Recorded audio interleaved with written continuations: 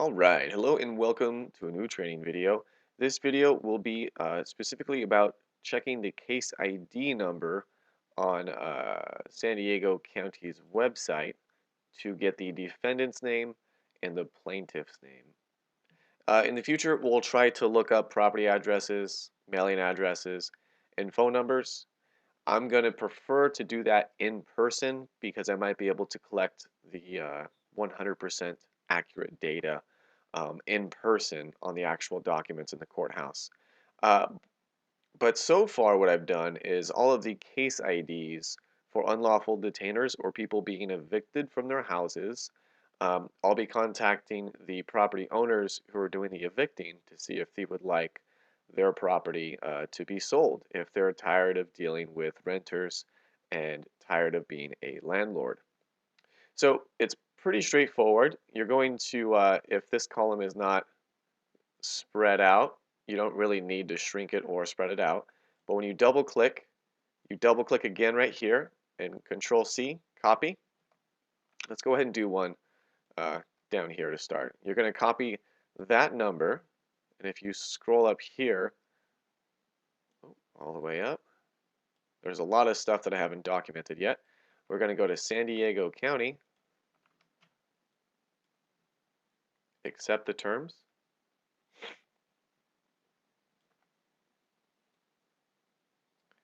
select residence, and now we're going to be going to, actually right here is perfect, case number search. So keep in mind the year that we're currently on, 2019 or 2020.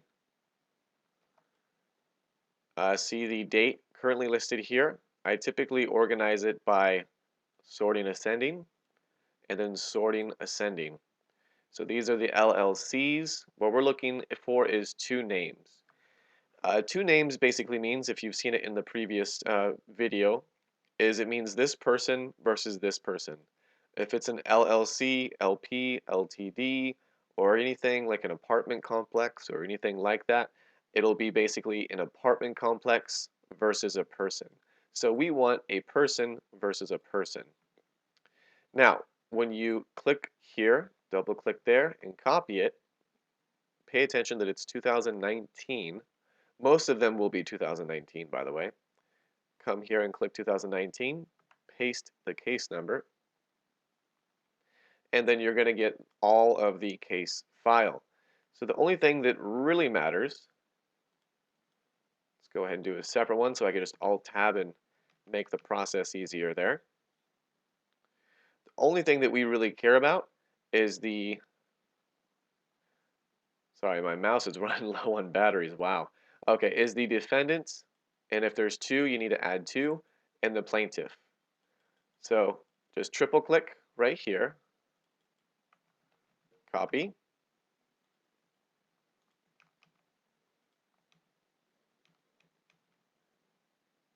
and the defendant, paste.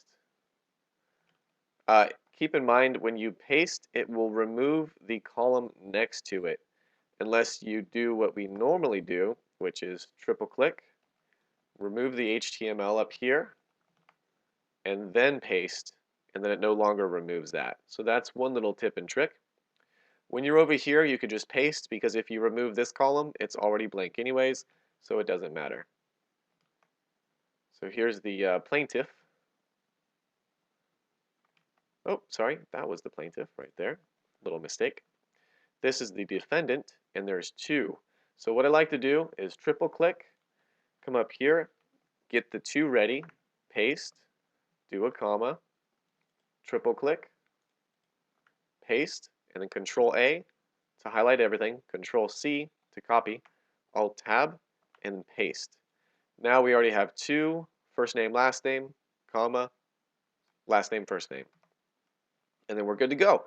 We simply move on to the next lead here and make our way down. So we're already on 2019. When we hit the back button, we simply push paste.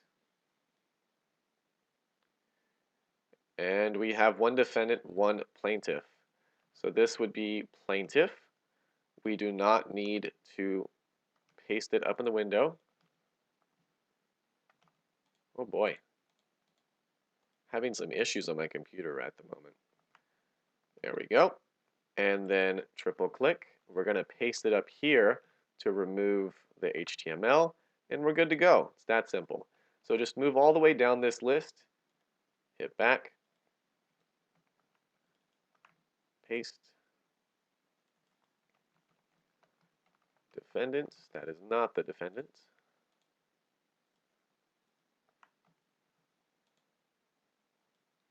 Oh boy, my computer is really acting funky right now, so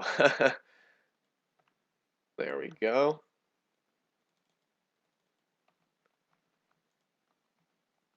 Nope. I need to change out the batteries in my keyboard and mouse here. Alrighty, so it's pretty straightforward. We're just getting the defendant's name, the plaintiff's name. It's very important you do not mix these up. You have to keep these accurate. And then in the future, I'll go in person and get the property address, the mailing address, and the phone number. Because the whole purpose of this document is to find a person versus a person, and then we will find the property owners, and we will find out what property that they owned. We'll verify that with other county records, and then we'll simply contact these owners and ask them if they would like to sell this property. We might have to mail to their current address since they're renting out this address. We will mail to this address or give them a phone call to contact the property owner. So that's all this spreadsheet is. It's pretty straightforward, pretty basic. Um, and yeah, so there are a decent amount. 8 is from August, so August, and then September, October, November, and December. So there's about 4 months, and let's see, I think maybe 200 names I need. Yeah, about 243 names to input. So I'm going to go ahead and save this, save as. I don't know if it looks the same, but this is how it should look. So when you click Save As, there's documents, email attachments, and all that stuff. It should automatically save, but it's a good idea to practice saving it also. It should pop up San Diego 2019 Unlawful Detainers. Click Save, and you're good to go. But again, it should automatically save as you're working.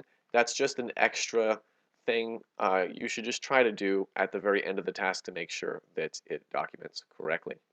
All right, so thank you very much. That ends the training. If you're watching this video on YouTube and you got something useful out of it, just had to copy paste the defendant and the plaintiff's names and kind of why we do that, feel free to drop a comment down below if you're curious about anything. Message me on Skype, give the video a like. Thank you. Have a great day.